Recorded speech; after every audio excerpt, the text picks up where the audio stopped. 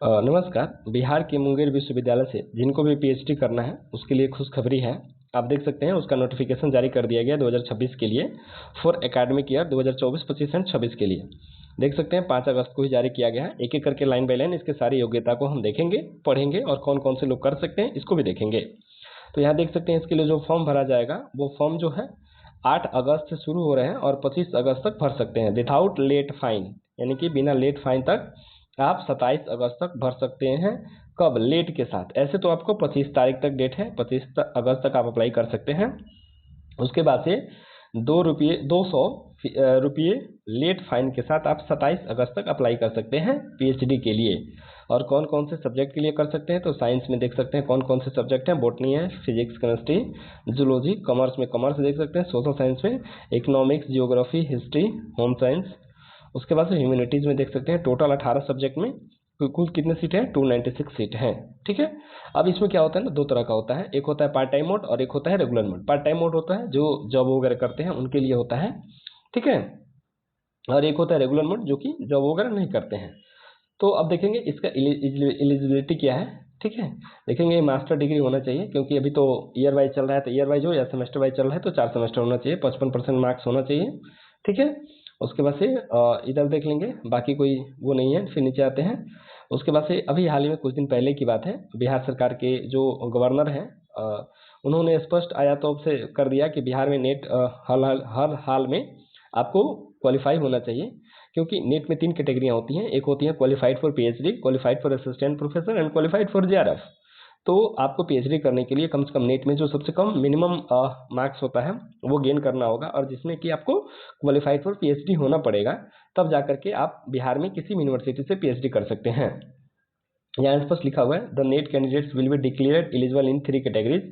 तो 3 कैटेगरी मैंने बताया कि पीएचडी के लिए, जेआरएफ के लिए और असिस्टेंट प्रोफेसर के लिए। उसके बाद से eligible for admission to PhD without JRF appointment as assistant professor and category 3 eligible for PhD programme only and for the award to JRF appointment as assistant professor. तीनों में से कोई एक का भी आप क्वालिफाई है देन आप पीएचडी में एडमिशन ले सकते हैं। और मेरिट लिस्ट कैसे बनेगा? तो मान लीजिए कि मेरिट लिस्ट कैसे बनेगा, अगर किसी व्यक्ति ने जेआरएफ किया है तो पहले उसको कंसिडर करेंगे, फिर किसी ने असिस्टेंट प्रोफेसर के लिए क्वालिफाई किया है फिर उसको करेंगे। एट लास्ट में अगर किसी ने केवल नेट के लिए किसी पीएचडी एडमिशन के लिए क्वालिफाई किया है नेट का एग्जाम, तो फिर उसको लास्ट में लेंगे। इस तरह से मेरिट का बनेगा। फिर नीचे आते हैं, एक इंटरव्यू भी होगा, इंटरव्यू होना भी चाहिए, ठीक है। फिर नीचे आते हैं, उसके बाद से देखेंगे यहाँ पे और विशेष पार्ट टाइम के लिए देखेंगे, क्योंकि ये बहुत इंपॉर्टेंट चीज़ है। Guidelines for part time PhD at Munger university Munger. क्योंकि क्या है ना कि 2026 में एक रेगुलेशन आया, इसके पहले पीएचडी को आप पार्ट टाइम मोड में नहीं कर सकते थे, ठीक है। लेकिन 2026 का जो रेगुलेशन आया उसमें ऐसा कहा गया कि अगर आप किसी जॉब में हैं देन आप भी पीएचडी कर सकते हैं, और उसके लिए बोला गया पार्ट टाइम मोड, ठीक है।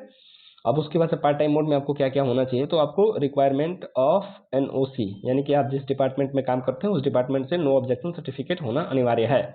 उसके बाद से देखेंगे completed at least 2 years of continuous service in their organisation. आप जिस संस्था में, जिस संगठन के लिए काम कर रहे हैं उसमें आपका कम से कम 2 साल पूरा होना चाहिए, उसके बाद ही आप इसके लिए अप्लाई कर सकते हैं। The candidates permitted to pursue studies on part-time basis. The official duties of the candidates permit her to devote sufficient time for research. उसमें देना पड़ेगा, चूँकि मैंने भी अप्लाई किया था, मैं इंडियन रेलवे में हूँ, फिर मैंने अप्लाई किया हुआ था गोरखपुर डीडी यूनिवर्सिटी से करने के लिए। तो उसमें बेकायदे 11-12 टर्म एंड कंडीशंस थे जिसमें कि आपको प्रॉपर टाइम देना होगा। और हाँ, जब आपका रिसर्च वर्क वगैरह चलेगा तो 6 महीने के लिए आपको छुट्टी लेने की ज़रूरत भी पड़ सकती है। तो ये सारा चीज़ इसमें है, आप रेगुलेशन को पढ़ लीजिएगा। ये आपको पीडीएफ चाहिए तो पीडीएफ के लिए आप मेरे टेलीग्राम को ज्वाइन कर लीजिएगा, वहाँ आपको ये पीडीएफ मिल जाएगा। उसके बाद से देख सकते हैं कैसे आपको अप्लाई करना है। इसका फी क्या रहने वाला है, तो 1500 रुपये रहने वाला है, 1200 रुपये रहने वाला है। नोटिफिकेशन 8 अगस्त से अप्लाई होगा।